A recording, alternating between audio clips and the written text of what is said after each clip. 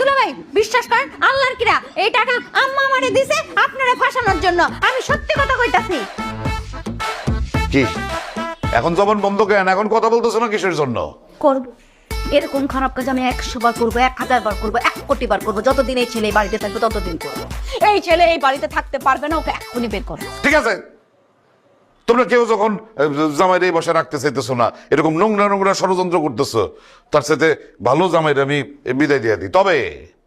কথা হইতেছে তার আগে তোমাদের সবাই এই বাড়ি ছাড়তে হবে আমাদের বাড়ি থেকে আমাকে বেরো যেতে হবে মানে কি কি বলতে চাও তুমি কেন বেরোবো আরে এই বাড়িটা এখন আর তোমার নাই তো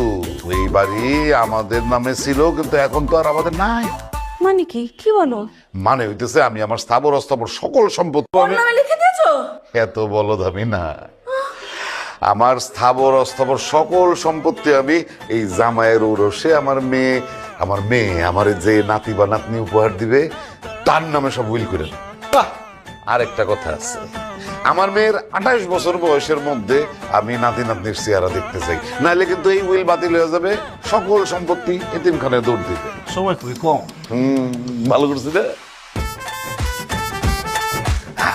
চলো বাবা তোমার তাহলে আইসক্রিম খাও আসসালামু আলাইকুম।